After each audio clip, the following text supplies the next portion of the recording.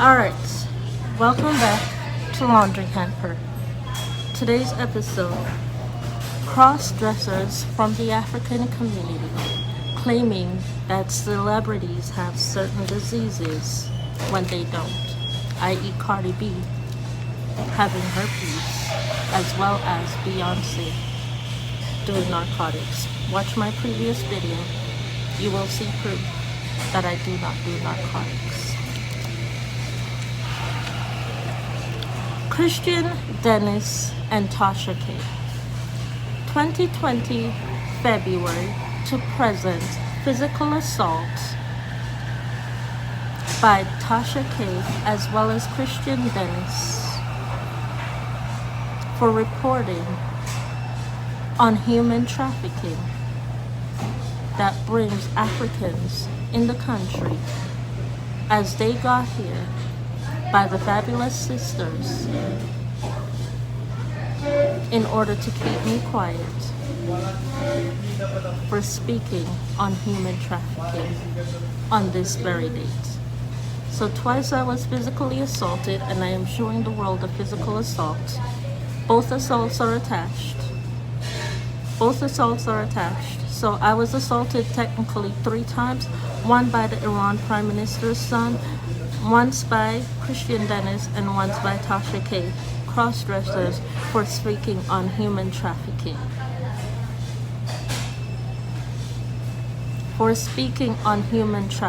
And I was actually injured the second time. However, it's gone. It's probably in a previous video where my injury is shown from, I do believe that one is from Christian Dennis and the other one is from Tasha K. However, the physical injuries have now healed from that. However, the scars are still there. The scars, the memories of the attack are still there. And they want me to use that in order to pack up and move out, or to leave my things and run away to the peach doors in order to say, you still worship us, don't ya?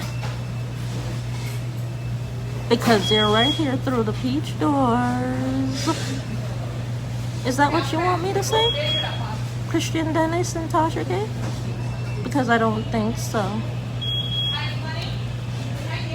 I was assaulted in 2020 up until today for Christian Dennis not wearing a jacket in the wintertime, yet listening to the government of Iran to abuse people all over the property that supports Beyonce, as well as a video that he has to pay money to see with YouTuber Jackie Aina, that he had to pay a white man for to keep his mouth closed, that he lives in a shed. Y'all know the storage sheds that we pay monthly for in order to store extra stuff?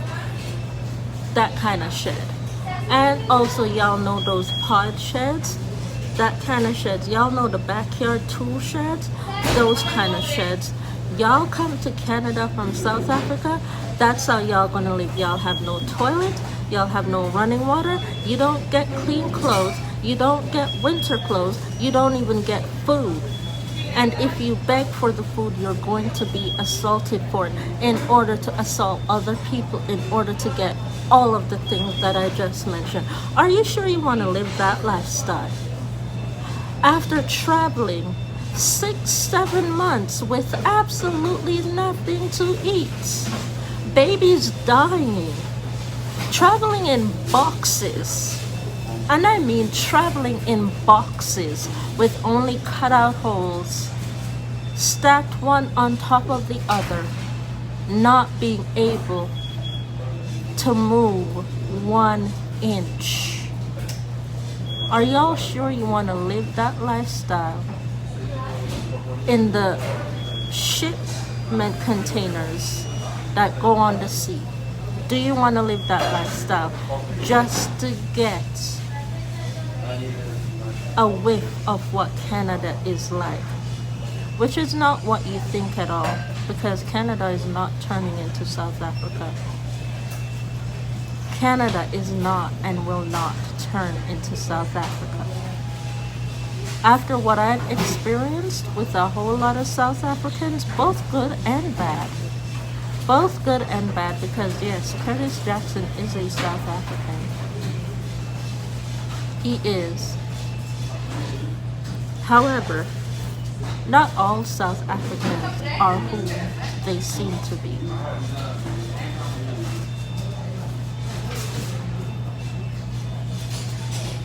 Not all South Africans are innocent. Not all South Africans are clean. Not all South Africans are as they seem to be. But when someone asks about jollof in one province to another, do not answer that. What does that mean? The difference between one jollof and another. One is chicken, one is beef. I make jollof all the time, beef and rice, jollof. I make jollof all the time with beef and rice, honey. So,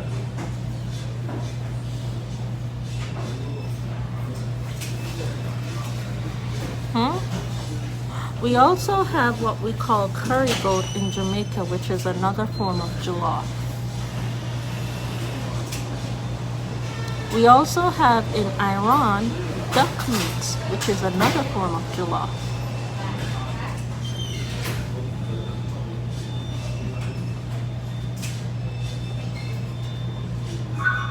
We also have vegetarian jollof.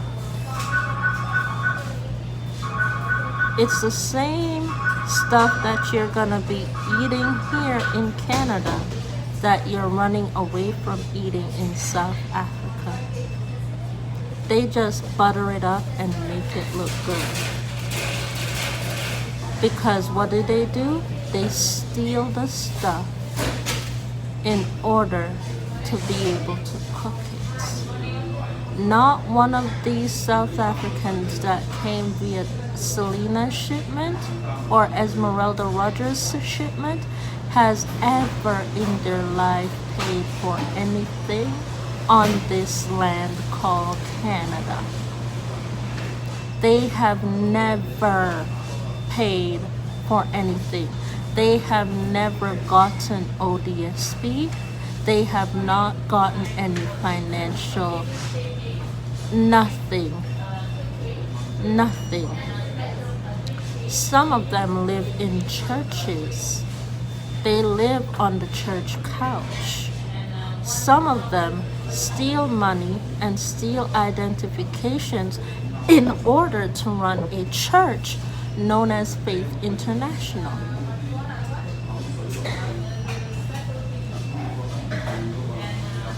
In order to get attention, to say I'm the pastor of a fancy church named Faith International when you can't even keep a roof over your head. Every month coming in, do I have your permission to teach your daughter Kabbalists? How many times have I said no to you in order to impress DJ Khaled to say I need help with my rent money, which is to pay the rent to the building of Faith International, because that's where they live.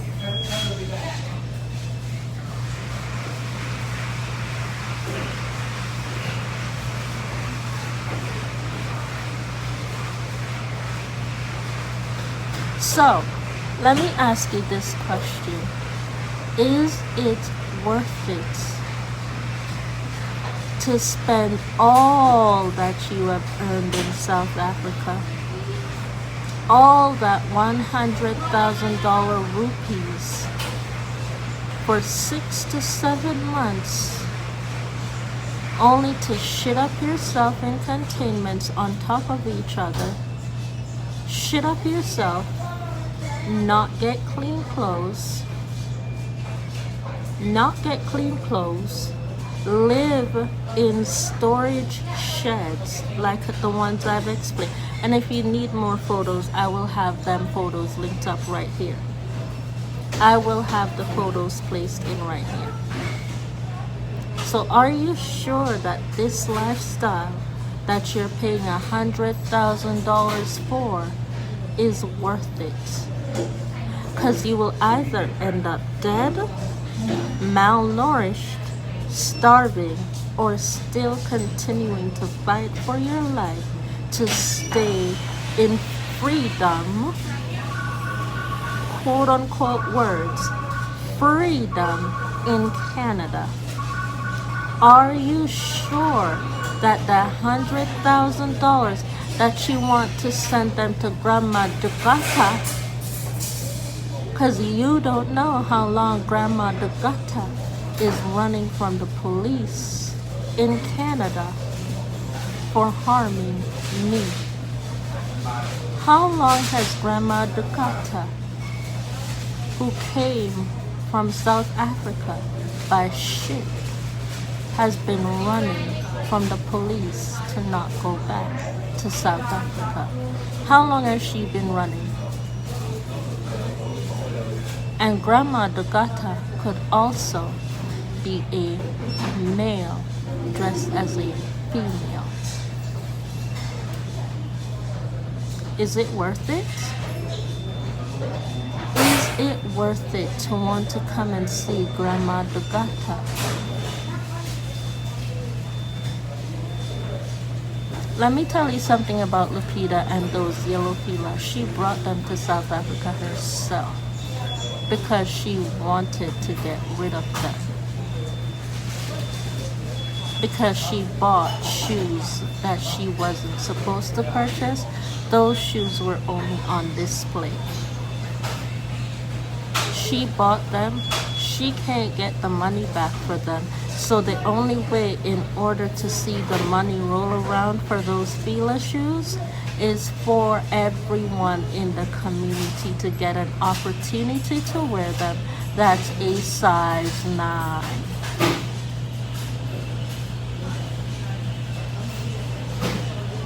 I keep my Fila shoes because I don't share my feet with anybody else except myself. Okay? Thank you all so much for watching. Please don't forget to rate, comment, and subscribe to this channel for future videos, and I'll see y'all in the next one. Thanks for watching, and I'll see you soon. Bye-bye.